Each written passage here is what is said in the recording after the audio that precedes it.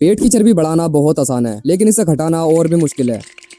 फर्क नहीं पड़ता तुम जिम जा रहे हो, रनिंग कर रहे हो या डाइटिंग पर हो, तुम ये वीडियो देख रहे हो मतलब तुम्हारा पेट वहीं का वहीं है जैसा पहले था। और इस वीडियो में मैं तुम्हें कोई बकवास मेथड नहीं बताने वाला। ये एक्सरसाइज कर लो, वो डाइट कर लो, चाहे तुम्हारा बॉडी फैट कितना भी हो। ये एक आसान और सिंपल मेथड है जिससे तुम अपनी पेट की चर्बी को खत्म कर लोगे। लेकिन सबसे पहले कुछ मिथ्स को तोड़ते हैं जो आज भी हर घर में फैट लॉस के नाम पर बताए जाते हैं, क्योंकि बेली फैट खत्म करने से पहले तुम अपनी असली प्रॉब्लम को पहचानना होगा।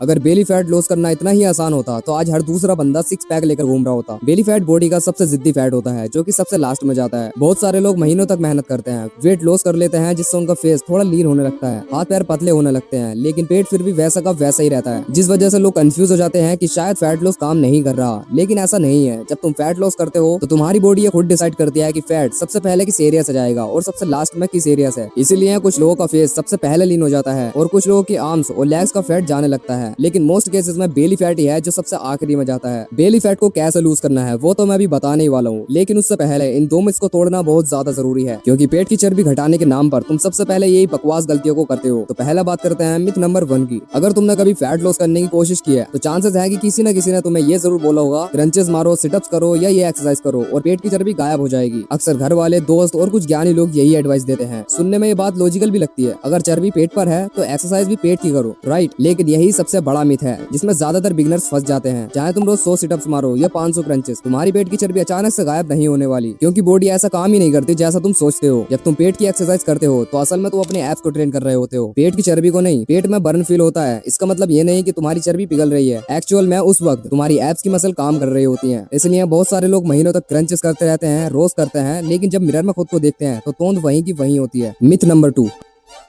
अगर तुम भी फैट लॉस के नाम पर सिर्फ खाना कम खा रहे हो तो जरा संभल के। मुझे आज भी याद है जब मेरी मम्मी वेट लॉस करने के लिए चावल और ब्रेड खाना बंद कर देती थी और कभी कभी तो दोपहर का खाना भी स्किप कर देती थी, सिर्फ इसलिए क्योंकि उनको फैट लॉस करना है। और ये सिर्फ मेरे घर की बात नहीं है, शायद तुमने भी अपने घरों में ये देखा होगा। जैसे ही किसी का वेट बढ़ता है सबसे पहली एडवाइस जो मिलती है, बस खाना कम कर दो और पतले हो जाओगे। और स्टार्टिंग में लगता भी है कि ये काम कर रहा है, वेट थोड़ा नीचे जाता हुआ भी दिखता है, जिससे लोग और कम खाना शुरू कर देते हैं। लेकिन कुछ ही दिनों बाद उन्हें असली प्रॉब्लम का सामना करना पड़ता है। ज्यादा भूखा रहने की वजह से तुम्हारी एनर्जी क्रैश होने लगती है और इसकी सबसे खतरनाक बात तो यह है कि तुम्हारी बॉडी मसल लॉस करना शुरू कर देती है। कुछ न कुछ खाने का मन करता रहता है। दिन भर खुद को कंट्रोल करने के बाद रात को तुम इतना खा लेते हो कि दिन भर भूखा रहने का कोई भी फायदा नहीं बचता। प्रॉब्लम ये नहीं है कि तुम कम खा रहे हो, प्रॉब्लम यह है कि तुम इतना कम खा रहे हो कि उस डाइट पर टिक ही नहीं पा रहे। तो अगर खाना कम करना सोल्यूशन नहीं है तो आखिर बेली फैट कम करने का तरीका क्या है?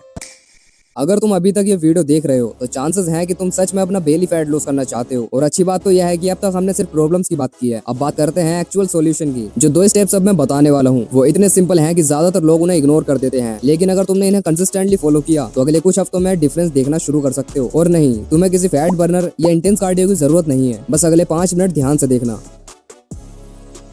देखो, अगर तुम बेली फैट लूज करना चाहते हो तो सिर्फ एक ही तरीका है, कैलोरी डेफिसिट। और यही वो जगह है जहाँ ज्यादातर लोग फेल हो जाते हैं, क्योंकि कैलोरी डेफिसिट में जाना मुश्किल नहीं है, मुश्किल है उस पर कंसिस्टेंटली टिके रहना। लेकिन उससे पहले ये समझ लो कि कैलोरीज होती क्या है। सिंपल शब्दों में कहूँ तो कैलोरीज बेसिकली तुम्हारी एनर्जी होती है। जो भी खाना तुम खाते हो, चाहे वो रोटी हो, चावल हो, दूध हो या समोसा या पकौड़े, कोल्ड ड्रिंक, सब तुम्हारी बॉडी को एनर्जी देते हैं और इसी एनर्जी को हम कैलोरीज बोलते हैं। अब मान लो तुम्हारी बॉडी को अपना करंट वेट मेंटेन करने के लिए रोज 2200 कैलोरीज चाहिए। अगर तुम रोज लगभग 2200 कैलोरीज खाओगे तो तुम्हारा वेट भी लगभग वैसा का वैसा ही रहेगा। अगर तुम 2500 कैलोरीज खाना शुरू कर दो तो वो एक्स्ट्रा कैलोरीज धीरे धीरे फैट के रूप में स्टोर होने लगेगी। लेकिन अगर तुम 2200 की जगह 1900 कैलोरीज खाते हो तो बॉडी के पास एनर्जी कम पड़ने लगती है और फिर बॉडी उस एनर्जी को पूरा करने के लिए तुम्हारे स्टोर्ड फैट को यूज करना शुरू कर देती है। यही रीजन है कि कैलोरी डेफिसिट में रहने से फैट लॉस बहुत आसान हो जाता है। लेकिन प्रॉब्लम तो यह है कि कैलोरी डेफिसिट का नाम सुनते ही कुछ लोग सोचते हैं कि जितना कम खाऊंगा उतना ही ज्यादा फैट लॉस होगा, और यही सबसे बड़ी गलती है। क्योंकि जैसा तुम मिथ नंबर 2 में देख चुके हो, भूखा रहना फैट लॉस का सोल्यूशन नहीं है। कैलोरी डेफिसिट का मतलब सिर्फ इतना है कि अपनी मेंटेनेंस कैलोरीज से थोड़ा कम खाओ। ज्यादातर लोग मेंटेनेंस से लगभग 300 से 500 कैलोरीज कम खाते हैं और तुम्हें भी ऐसा ही करना है, इतना कम कि बॉडी स्टोर्ड फैट यूज करना शुरू कर दे, लेकिन इतना भी कम नहीं कि एनर्जी क्रैश हो जाए, मसल लॉस होने लगे या फिर डाइट पर टिकना मुश्किल हो जाए। और अब यही जगह है जहाँ ज्यादातर लोगों का पूरा कैलकुलेशन बिगड़ जाता है। मैं गारंटी के साथ कह सकता हूँ कि तुम्हें ये भी नहीं पता होगा कि एक समोसे में लगभग 250 कैलोरीज तक हो सकती है। और जब तुम दिन भर चाय, ब्रेड, नमकीन और ऐसी चीजों को लपेटते हो तो कैलोरीज कब बढ़ जाती है तुम्हें खुद पता नहीं चलता। फिर लोग सोचते रहते हैं कि फैट लॉस क्यों नहीं हो रहा। इसलिए ट्रैकिंग इतनी इंपॉर्टेंट है।